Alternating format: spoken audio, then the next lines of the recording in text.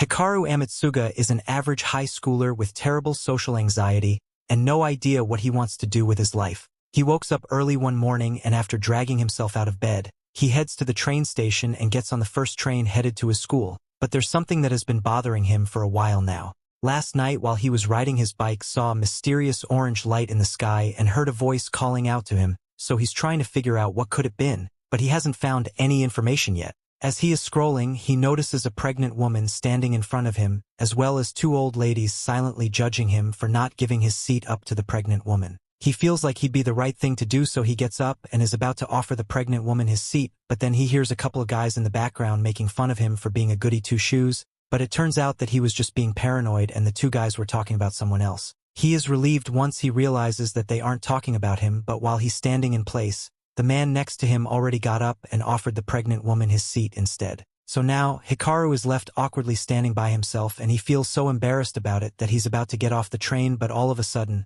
a couple of his classmates get on and spot him, so he now has to join them. Hikaru's friends begin talking about their future plans, but Hikaru hasn't actually been listening this entire time because he is still preoccupied with what happened last night. His friends asked him about it, so he explains that from what he remembers, he heard a voice late last night, but he opened his window to see what was going on and saw that the area around the Kagami building was really bright and wanted better look, so he rode his bike up the hill to get a better view, but unknown to him at the time a huge battle was taking place in the Kagami building and an orange cube was about to be stolen by a girl with robot arms attached to her hips. She tried to escape through the roof, but as soon as she got up there she was immediately surrounded by the private police force of the building, and they recognized her as a Mecha-Ude user, so they immediately pulled out their weapons in an attempt to neutralize her, but those mechanical arms make her a difficult target hit. After the police officers failed to stop her, the guards then pulled out specialized weapons and used them to freeze her in place. The boss then comes out and pulls out a mechanical creature of his own, but this one has been experimenting on to make it a more efficient tool. The girl's mechanical arms are outraged by what the man did to one of their kind, but the man shows no remorse as he takes the cube back so he can use it in one of his future experiments. The girl refuses to let that happen, so with the help of the arms Senies and Dex breaks free from the trap and attacks the weapons developer. In the process of the fight the girl manages to get the cube from the weapons developer, but because the containment tube was damaged it ends up getting launched several 100 meters into the air. That was when Hikaru saw an explosion come from the building and he even took a video of it, but for some reason nothing out of the ordinary was recorded. He also recalls seeing a glowing cube land somewhere near the building. Once again none of that showed up on his recording. His friends think he must have just had a really weird dream last night, but out of curiosity, since he apparently heard a voice, they asked what kind of voice it was heard last night was, and Hikaru is embarrassed to say, but he tells them that the voice was asking for help. His friends joked that it may have been a ghost, but Hikaru knows what he heard and coincidentally he hears that same voice again. So even though he's supposed to be attending class he takes off running in an attempt to track the voice down. He ends up approaching the Kagami building and he's not sure what he's meant to be looking for, but as he's about to enter a roped-off area, he's stopped by a police officer who tells him that he isn't allowed to be back here. Hikaru asks why, so the officer explains that Kagami made a generous donation to the police station in exchange for a couple of officers helping him with a little situation. But then he gets a message on his radio telling him that Mr. Kagami needs all the officers to head over to the back room, so the officer turns to head for the back, leaving the unknown kid near the restricted area. Hikaru was initially going to turn back since he is a law-abiding citizen, but as he's about to leave, he hears the voice again. So he decides to ignore the do not cross tape and go searching for stuff in the abandoned section of the compound. He walks around for a while until he comes across an ominous glowing cube in the middle of the floor, and he wonders if this is the thing that was calling out to him. He gets close to it and sure enough the cube begins talking, which freaks him out a little. He still reaches out to touch it, resulting in a massive flash of light. The cube flies up into the sky and lands on Hikaru's back, causing another flash of light and drawing a lot of attention. By the time Hikaru opens his eyes he has a massive arm growing out his back, and the arm is really relieved to have finally been saved. Hikaru is hearing the voice of someone talking to him, but he can't see anyone, so he starts panicking until the arm gets his attention to calm them down. Seeing a metal arm growing out of his back does nothing to calm Hikaru down, but the arm begins to thank him because it is genuinely grateful to have been released from that cube. It tries to tell Hikaru its name, but it then realizes that it can't actually remember what its name is. Hikaru still can't handle the fact that he has an arm on his back, but then he realizes that the arm isn't actually attached to his back, it's just stuck to his jacket. Before he can think of what to do next, a drone shows up to investigate the area, and that leads Hikaru to believe that the robot arm must belong to the Kagami Group and he doesn't want to get in any trouble.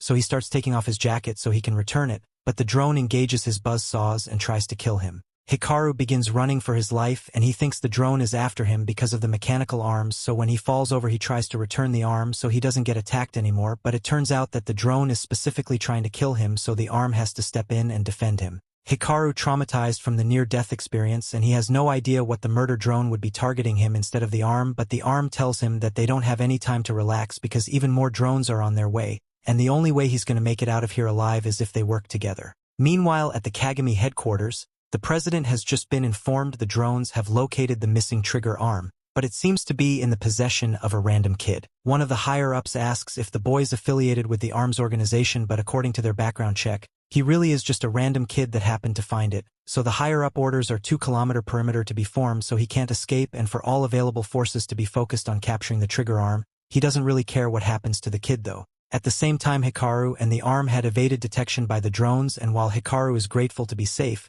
he still wants an explanation. Ask what the arm is, and why he is being hunted because of it. The arm unfortunately doesn't remember anything, so it can't answer Hikaru's questions, but something it does know is that Hikaru is a kind person for saving it. Normally the arm wouldn't be able to move at all without arbitrium, but with Hikaru, it's got buttery smooth joints. Hikaru congratulates it on its freedom, but he's not going to be getting involved anymore and obsolete the arm behind along with his jacket. It should be fine since the arm can move on its own, but the arm begs him not to go and tries warning him that it isn't safe out there. The way Hikaru sees it is only in danger because of the arm, so distancing himself from it would be the best way to ensure his safety, and he intends to do exactly that. However, he notices that the further he gets the quieter the arm gets, and as he turns around, he sees that the arm has almost completely lost power. After a bit of testing, he confirms that the arm really does lose power every time he is too far away, and that means for better or worse, he's stuck with the arm. The drones eventually catch up to them, and this time the arm says he will handle it himself, grabs the floor, and begins dragging Haruka around to getting away from the drones. While the arm is doing this, the weapons developer is watching from a nearby water tower, and he's quite disappointed that the trigger arm turned out to be so pathetic, but he still needs to retrieve it, so he will let the drones handle it. More importantly, he receives intel that he's not the only one after the trigger arm, so he's going to have to deal with that girl again. Meanwhile, Ecchi has just arrived in the area, but her intel provider tells her that she's heading in the wrong direction. He tells her to go south, but she doesn't know which way south, so he rephrases it and says she should turn right instead. She needs to get to the other side of the building, but going back would take too long, so she finds a little alleyway and intends to go through there instead, although she's going to have to ask her Dex and Senies to disengage for now so she can fit. On the other side of the wall, Hikaru is running out of steam from being chased for so long, and while the arm's running was definitely faster, drain a lot of Hikaru's energy so he can't keep going much longer. All of a sudden he gets grabbed by Ecchi and is thrown to the floor while she deals with drones. She then turns to the two, calling the arm Alma and threatening to kill both of them if they move. Dex reminds her that her job is to protect them, not kill them, but before Dexes can properly explain things to Hikaru, the weapons developer shows up and he's still holding a grudge against Ecchi for stealing Alma from him, so he's going to make her pay. While the two are distracted arguing with one another, Hikaru notices an alleyway behind him, so he makes a run for it. Ecchi notices him shimmying away, but she is too wide to go after him with her Mecha-Ude, so she's stuck dealing with the weapons developer on this side of the wall. On the other side, Hikaru makes it out and starts running again. He is really starting to regret making the decision to come here. The arm sees how much Hikaru is struggling, so tells him to stop and leave him behind. Those guys that are chasing them are only after Alma, so if Hikaru leaves behind he should be able to escape unharmed. Even if Alma is right, Hikaru knows Alma can't move without him, so he is hesitant to abandon him. Ecchi has just defeated the weapons developer and she's caught up to them, so she once again threatens to hurt them if they don't comply with her demands. Alma tells her to wait and says he will listen to her demands as long as she lets Hikaru go, but Hikaru says he's not going anywhere. He may regret the decision, but he is choosing to stick by Alma's side, and since he looks like he's going to resist, Ecchi prepares to beat him into submission. Hikaru isn't confident in his ability to win, but Alma assures him that together they can take Ecchi down. He just needs to step forward and let him handle the rest. Hikaru doesn't know how this is going to end, but he decides to trust Alma and charges straight towards Ecchi. Ecchi was prepared to defend herself at first, but when Alma kept into the air and transformed and knocked the wind straight out of her lungs, leaving her gasping for air on the ground. Hikaru and Alma take the opportunity to flee, and a few hours later, when the coast is clear, they come out of hiding and run away. Meanwhile, Ecchi returns to base and reports her failure to capture Alma. She couldn't have predicted that the kid would be capable of utilizing Alma's power, but even he got away. For now, there's no doubt that Kagami's group will track him down soon enough, so they have to act quickly and find him first. The next day, Hikaru ends up taking Alma to school with him since he has nowhere to keep him, but trying to keep a low profile so those people who are after him won't be able to find him. However, as he gets through his class, he's horrified to discover that Ecchi is transferring into his class and she doesn't look happy. Outside we see that Hikaru being watched by two people. The girl's named Tos feels bad about what she will have to do to Hikaru, but it can't be helped because he derived with Alma. Tos' partner teases her about having feelings for Hikaru, but Tos vows not to hold back for any reason. Hikaru escapes to the bathroom and he can't believe that Ecchi followed him all the way to the school. Alma points out that she at least didn't attack him this time, but Hikaru thinks that it's only because they were in a classroom. Alma thinks that they should try talking to her because they don't have anyone else to turn to, but Hikaru would rather tell the police. Ecchi shocks them when she appears out of the next stall and she says they better not go to the police. It turns out that the cops are actually being paid off by the Kagami Group, who is after Hikaru, and they would just hand him over. Ecchi and her arms demand that he cooperate, but he just runs for his life. Later, Hikaru's friends wonder why Ecchi's so fascinated with him, but he says that he doesn't know why she is chasing him. Ecchi appears out of nowhere, causing Hikaru to hide, and a girl named Shirayama distracts her. Shirayama welcomes Ecchi because she is a new student, but Hikaru is worried for her life. He fears that Ecchi will be mean to the very kind Shirayama, but he is shocked when Ecchi just starts scarfing down Shirayama's snacks. The two formerly introduce themselves. Haruka can't believe how normal Ecchi seems, and he wonders what's going on. Hikaru still refuses to talk to her about Alma while he's still at school, so he just ignores her by listening to music. Ecchi stopped stuffing her face to remember that she was just chasing our boy, and Shirayama comes up with a plan. Moments later, Shirayama gives Hikaru a note from Ecchi. She wants to meet with him in the art room in the old school building, so Shirayama drags him there. Hikaru has nowhere to run and he must confront Ecchi. He scolds her for using Shirayama, but she points out that this was actually all her idea. Ecchi reveals that she is a member of ARMS and she has been tasked with watching over Alma and being his bodyguard. Alma is pleased to hear that she will be protecting them, but Ecchi corrects him by explaining that she will only be protecting Alma. Alma is attached to him though, so he will just have to come along. Alma and Hikaru argue over what to do, but Alma says that he would like to learn more about himself. Hikaru doesn't trust Ecchi, but he sympathizes with the talking appendage and he decides to help him out. First, Hikaru wants to know why Alma loses his ability to move when they are too far away from each other. Just then, Ecchi is shocked when she sees that Alma actually derives with Hikaru's hoodie. This is unbelievable because the rising involves the Mecha-Ude fusing with human flesh. Ecchi determines that Hikaru needs to be examined immediately, and he has no choice in the matter. Hikaru tells Alma to transform again so they can get away, but the robotic arm doesn't have energy. Running on foot works just fine, but Ecchi nearly catches them. Hikaru doesn't think he can talk to someone as crazy as Ecchi, but Shirayama tells him that he must. Outside, Tos and Wanner have lost sight of Hikaru.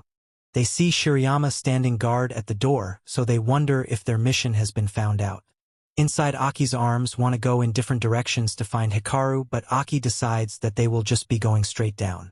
Seconds later, the ceiling above Hikaru crashes down and Ecchi captures him. It's clear that Hikaru doesn't want to speak with her, so she wonders why he didn't just finish her the last time they faced off. The thought never even crossed Hikaru's mind, which makes them realize that they live in very different worlds. Ecchi has figured out that Alma didn't arise with Hikaru and he isn't moving because of him either. It doesn't make logical sense, but Alma is a special arm, so it's possible that something else is causing him to move. Alma refuses to believe this as he credits Hikaru for helping him, but the other arms see that Hikaru is just taking advantage of the fact that Alma lost his memories. Ecchi believes that Hikaru is up to no good, so she demands that they show her their bond. Alma eager to do so as he admits tons of power, but he again succumbs to exhaustion. Ecchi determines that they are not actually connected and Hikaru even harming Alma. She decides to eliminate Hikaru, but Shirayama barges in on them. She is shocked by what she sees, but Ecchi tells her that they are busy, so she should leave. Shirayama gets out of there, but this gives the hunters the opportunity they were waiting for. Luckily, Hikaru also used the moment to get away, so Ecchi rushes off to find him. Unfortunately, Hikaru runs into Wanner, and he sees that he's wearing a Kagami uniform. Hikaru hides Alma, but Wanner already knows all about him. Wanner acts like he's a good guy and the ARMS people are the bad guys. The Kagami Group's drones were the ones that attacked Hikaru, but Warner says that it was just an accident. He soon shows his true colors, though, as he announces his plan to eliminate Hikaru. Hikaru is heavily affected by Warner's sound attack, and Warner makes way for Toast to finish him off. Thankfully, Alma is able to help Hikaru dodge Toast's sniper shot, but she has plenty shots left. Hikaru runs for his life, but Alma is confused because he can't sense any will coming from Warner's Mecha-Ude. Just then Warner immobilizes him again and Toast fires her most powerful shot. This causes massive damage, but Ecchi arrived just in time to protect Hikaru. Ecchi's arms explained that the attackers have shackles on their Mecha-Udes. Shackles are devices that rob Mecha-Udes of their consciousness. This practically makes them slaves, but Warner points out that tools don't need any will of their own. Ecchi protects Hikaru from his attack, but now she's the one that's immobilized. She gathers herself until Hikaru to escape with Alma. She will handle Warner, but she tells Hikaru not to go outside because he will get sniped. Hikaru refuses to leave because she was clearly affected by the sound blast, but she tells them that they can allow the enemies to get their hands on Alma. Hikaru has no choice, so he runs away. Warner isn't worried because he is sure that he will be able to handle Ecchi, and he shows a different weapon. Ecchi panics as she realizes what it is, but it's too late. Hikaru makes his way further into the building, but Alma wonders if it was really okay to leave Ecchi behind. Hikaru points out that she told him to run for his sake, but Alma just can't leave her. The crazy extremity makes an exit for Hikaru to escape through, and he rushes off to help Ecchi. Hikaru struggles as he thinks about what to do, and he decides to help as well. He finds the incapacitated limb and tells them to stop trying to act cool because he can't even move without him. The two think about a plan and determine that they will have to do something about Warner's sound blast. Outside, Toast figures that Warner just messing around again as he isn't responding to her, so she heads inside. We see that Warner has captured Ecchi, and he tells her that he just put shackles on her arms. This means that she will be able to control them like slaves, but she declares that she isn't anything like him. Warner brings his prize to Toast, and Toast reveals that they have orders to bring Ecchi back alive. Toast orders Warner to go find the trigger arm, but his search ends quickly as he finds Hikaru and Alma in the stairwell. Warner uses his sound blast, but it doesn't work because Hikaru put on his noise-canceling headphones. Hikaru heroically tells Ecchi that it's her turn, but she has no clue what he means because she is all tied up. A look back shows that Hikaru never planned to fight the attackers head-on because he would truly lose. Instead, he plans to rely on Ecchi in her arms to do all the fighting. Hikaru's plan has fallen apart, so he just sends Alma to free Ecchi's arms. Our heroic heroes are an absolute mess because Alma can't do anything while Hikaru is too far away, and he must ask him to get a little closer. Hikaru just manages to dodge a shot from Toast at point-blank range, and Alma can already feel this power of returning to him. Instead of using literally any kind of close-ranged attack, Toast tries to shoot him again, but she ends up showing how terrible of a shot she is as she accidentally frees Ecchi. Ecchi uses her as a human meat shield as she goes after Warner, but Toast just tells him to use his sound blast anyway. Warner refuses, so Toast forces him, but this doesn't help their situation in the tiniest bit, and Ecchi knocks him out. The building begins to collapse, and Warner is shocked when Toast just leaves them behind. After the building crumbles to pieces, Ecchi's teammates arrive. Back at their building, Alma was taken from some guards are horrified to see that something else escaped. This thing is way too dangerous, and it is known as the artificial Mecha-Ude called Ouroboros. Later, Hikaru wakes up, and he is welcomed by the organization that's fighting against the Kagami Group. The Kagami Group treats the Mecha-Ude like slaves, and they don't hesitate to do anything for money. This organization that opposes them is called ARMS, and their goal is to free them Mecha-Udes. Algis is the leader of ARMS, and the Mecha-Ude that arise with him is called Fist. Fist looks just like Alma, and he even calls him his little brother. Fist explains that they are not enemies and they just want Alma's help. Hikaru skeptical, but Alma instantly agrees to help. Hikaru wishes that he would think it over first, but Alma can't stand by while his friends are in trouble. Hikaru thinks the situation is a real pain, but he heroically agrees to help. He is shocked, however, when everyone tells them that they just need Alma's help and they don't need Hikaru to do anything. And with that, we have come to the end of this part. Stay tuned for next part. Don't forget to subscribe to the channel and activate the notification bell to receive all the latest updates.